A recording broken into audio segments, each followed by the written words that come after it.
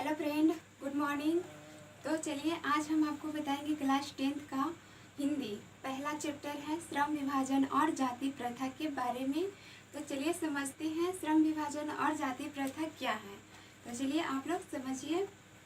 श्रम विभाजन और जाति प्रथा, यह विडंबना की ही बात है कि इस युग में भी जातिवाद के पोषकों की कमी नहीं है।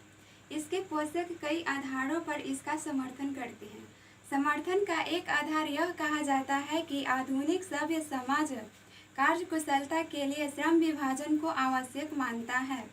चूंकि जाति प्रथा भी श्रम विभाजन का ही दूसरा रूप है, इसलिए इसमें कोई बुराई नहीं है। इस तर्क के संबंध में पहली बात तो यही आपत्तिजनक है कि जाति प्रथा श्रम विभाजन के साथ साथ श्रमिक विभाजन का भी रूप लिए हुए है। श्रम विभाजन निश्चय ही सभ्य समाज की आवश्यकता है, परंतु किसी भी सभ्य समाज में श्रम विभाजन की व्यवस्था श्रमिकों के विभिन्न वर्गों में अस्वाभाविक विभाजन नहीं करती। भारत की जाति प्रथा की एक और विशेषता यह है कि यह श्रमिकों का अस्वाभाविक विभाजन ही नहीं करती, बल्कि विभाजित वर्गों को एक दूसरे की अपेक्षा ऊंच नीच भी करार देती है, जो कि विश्व के किसी भी समाज में नहीं पाया जाता। को यदि श्रम विभाजन मान लिया जाए तो यह स्वाभाविक विभाजन नहीं है, क्योंकि यह मनुष्य की रुचि पर आधारित नहीं है। कुशल व्यक्ति या सक्षम श्रमिक समाज का निर्माण करने के लिए यह आवश्यक है कि व्यक्तियों की क्षमता इस सीमा तक विकसित करें जिससे वह अपने पेशा या कार्य का चुनाव स्वयं कर सके। इस सिद्धांत के विपरीत जाति प्रथा का दूषित सिद्धांत यह है कि इससे मनुष्य के प्रशिक्षण अथवा उसकी निजी क्षमता का विचार किए बिना दूसरे ही दृष्टिकोण जैसे माता पिता के सामाजिक स्तर के अनुसार पहले से ही अर्थात गर्भधारण के समय से ही मनुष्य का पेशा निर्धारित कर दिया जाता है। जाति प्रथा पेशे का पूर्ण निर्धारण ही नहीं करती, बल्कि मनुष्य को जीवन भर के लिए एक पेशे में बांध भी देती है, भले ही पेशा अनुपयुक्त या अपर्याप्त होने के कारण वह भूखों मर जाए। आधुनिक युग में यह स्थिति प्रायः आती है क्योंकि उद्योग धंधों की प्रक्रिया एवं तकनीक में निरंतर विकास और कभी कभी अकस्मात परिवर्तन हो जाता है, जिसके कारण मनुष्य को अपना पेशा बदलने की आवश्यकता पड़ सकती है। और यदि प्रतिकूल परिस्थितियों में भी मनुष्य को अपना पेशा बदलने की स्वतंत्रता न हो तो इसके लिए भूखों मरने के अलावा क्या चारा रह जाता है। हिंदू धर्म की जाति प्रथा किसी भी व्यक्ति को ऐसा पेशा चुनने की अनुमति नहीं देती है जो उसका पैतृक पेशा न हो, भले ही वह उसमें पारंगत हो। इस प्रकार पेशा परिवर्तन की अनुमति न देकर जाति प्रथा भारत में बेरोजगारी का एक प्रमुख एवं प्रत्यक्ष कारण बनी हुई है। इस प्रकार हम देखते हैं कि श्रम विभाजन की दृष्टि से भी जाति प्रथा गंभीर दोषों से युक्त है। जाति प्रथा का श्रम विभाजन मनुष्य की स्वेच्छा पर निर्भर नहीं रहता। मनुष्य की व्यक्तिगत भावना तथा व्यक्तिगत रुचि का इसमें कोई स्थान अथवा महत्व नहीं रहता।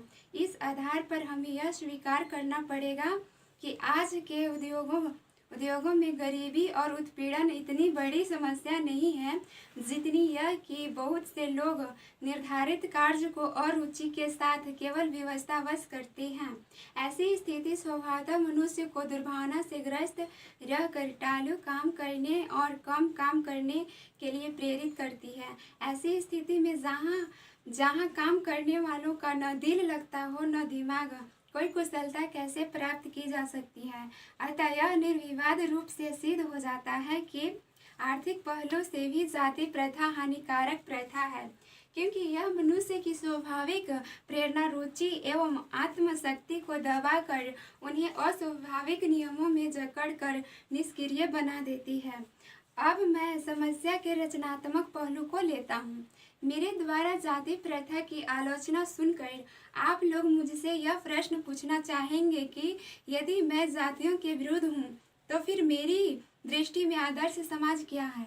मेरा उत्तर होगा कि मेरा आदर्श समाज स्वतंत्रता, समता, भ्रातृत्व पर आधारित होगा। क्या यह ठीक नहीं है? भ्रातृत्व अर्थात भाईचारे में किसी को क्या आपत्ति हो सकती है? किसी भी आदर्श समाज में इतनी गतिशीलता होनी चाहिए जिससे कोई भी वांछित परिवर्तन समाज के एक छोर से दूसरे छोर तक संचारित हो सके। ऐसे समाज के बहुविध हितों में सबका भाग होना चाहिए तथा सबको उनकी रक्षा के प्रति सजग रहना चाहिए। सामाजिक जीवन में अबाध संपर्क के अनेक साधन एवं अवसर उपलब्ध रहने चाहिए।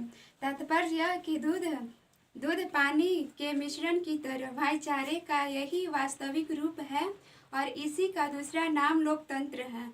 क्योंकि लोकतंत्र केवल शासन की एक पद्धति ही नहीं है। लोकतंत्र मूलतः सामूहिक जीवनचर्या की एक रीति तथा समाज के सम्मिलित अनुभवों के आदान प्रदान का नाम है।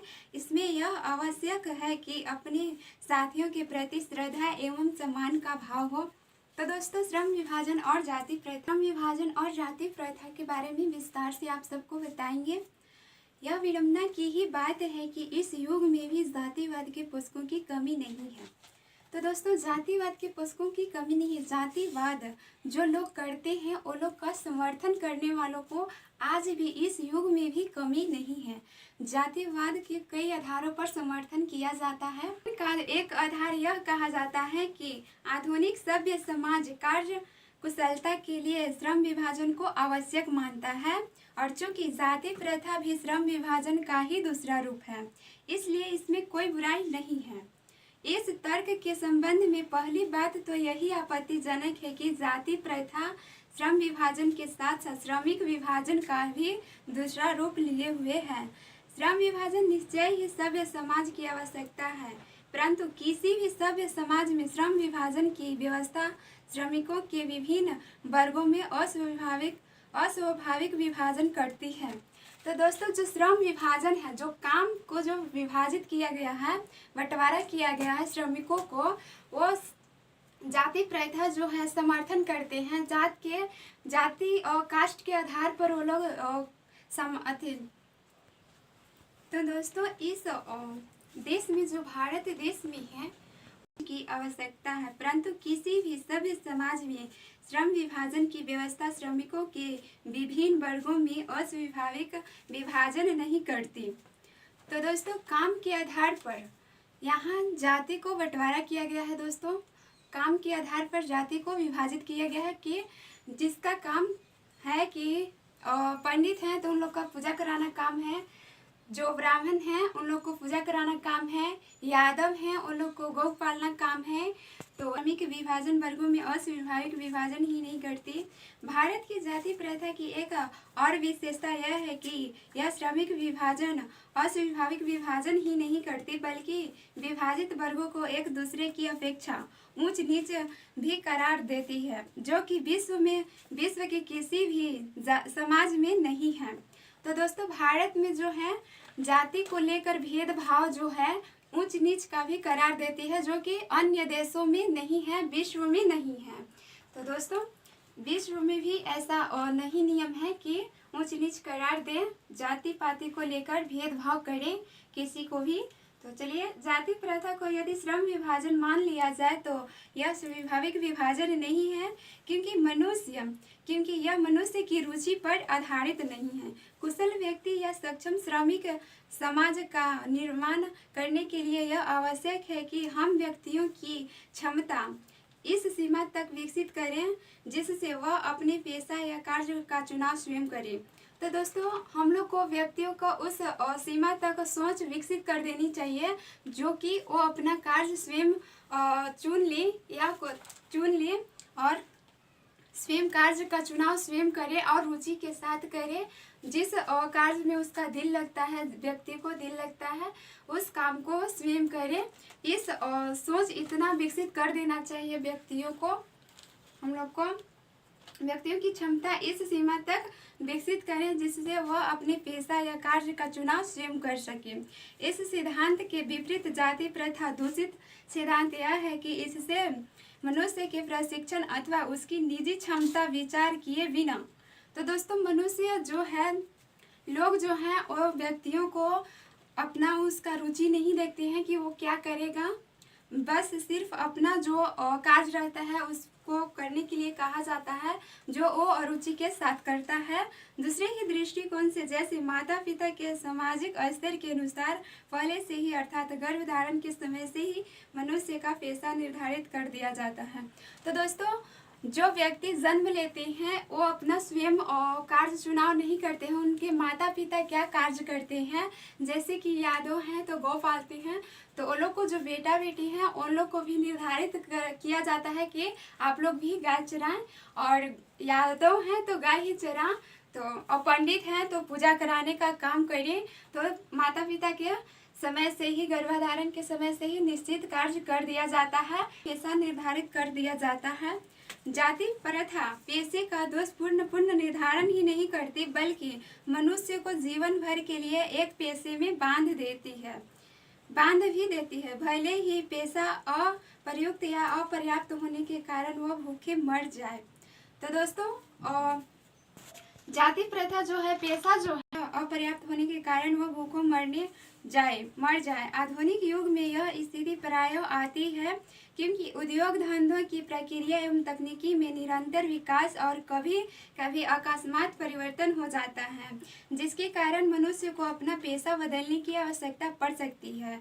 और यदि प्रतिकूल परिस्थितियों में भी मनुष्य को अपना पेशा बदलने की स्वतंत्रता न हो तो इसके लिए भूखों मरने के अलावा क्या चारा रह जाता है।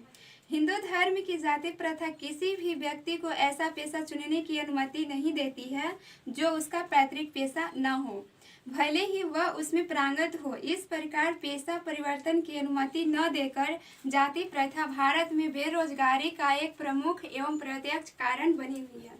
इस प्रकार हम देखते हैं कि श्रम विभाजन की दृष्टि से भी जाति प्रथा गंभीर दोषों से युक्त है। जाति प्रथा का श्रम विभाजन मनुष्य की स्वेच्छा पर निर्भर नहीं रहता, मनुष्य की व्यक्तिगत भावना तथा व्यक्तिगत रुचि का इसमें कोई स्थान अथवा महत्व नहीं रहता। इस आधार पर हमें यह स्वीकार करना पड़ेगा कि आज के उद्योग धंधों में गरीबी और उत्पीड़न की इतनी बड़ी समस्या नहीं है जितनी यह कि बहुत से लोग निर्धारित कार्य को अरुचित के साथ करते हैं। तो दोस्तों जो मनुष्य को जो रुचि नहीं है और रुचि के साथ कार्य करता है तो वो मतलब नहीं करना चाहिए। उसका जो जिस काम में उसका दिल लगता है, दिमाग लगता है, उसी कार्य को चुनाव करनी चाहिए। और बहुत से लोग निर्धारित कार्य को अरुचि के साथ करते हैं, जो उन्हें नहीं करना है और रुचि जो वो कार्य कुशलता है, सक्षम है, वो कार्य दीजिए तो वो स्वयं कर लेंगे, लेकिन उनका दिल नहीं लग रहा है, दिमाग नहीं लग रहा है तो वो रुचि के साथ करेंगे तो ये काम ठीक नहीं है, के साथ केवल विवशतावश करते हैं। ऐसी स्थिति में स्वभावतः मनुष्य को दुर्भावना से ग्रस्त रहकर टालू काम करने और कम काम करने के लिए प्रेरित करती है। जिस काम के लिए व्यक्ति को दिल न लगता हो, न दिमाग लगता हो, तो वो सिर्फ टालू काम करेगा, दिल लगा के नहीं करेगा दिमाग, तो ऐसे में प्रगति कैसे होगा देश के लिए। तो ऐसी स्थिति में जहाँ काम करने वालों का न दिल लगता हो न दिमाग, कोई कुशलता कैसे प्राप्त की जा सकती है। तो दोस्तों कुशलता कोई कैसे प्राप्त करेगा, तो इस वजह से अच्छे काम का चुनाव करें। ऐसी स्थिति में जहाँ काम करने वालों को न दिल लगता हो न दिमाग, कोई कुशलता कैसे प्राप्त की जा सकती है।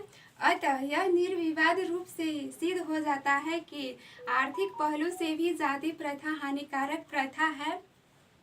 तो दोस्तों आर्थिक पहलू से भी जाति प्रथा हानिकारक प्रथा है, क्योंकि यह मनुष्य की स्वाभाविक प्रेरणा, रुचि एवं आत्मशक्ति को दबाकर उन्हें अस्वाभाविक नियमों में जकड़ कर निष्क्रिय बना देती है। जो वो करना चाहता है वो नहीं कर पाता है। अब मैं समस्या के रचनात्मक पहलू को लेता हूँ। मेरे द्वारा जाति प्रथा की आलोचना सुनकर आप लोग मुझसे यह प्रश्न पूछना चाहेंगे कि यदि मैं जातियों के विरुद्ध हूँ तो फिर मेरी दृष्टि में आदर्श समाज क्या है। मेरा उत्तर होगा कि मेरा आदर्श समाज स्वतंत्रता समाज। दोस्तों और तो चलिए दोस्तों मैं फिर मिलूंगी अगले वीडियो में अगली कहानी के साथ। तो चलिए बाय।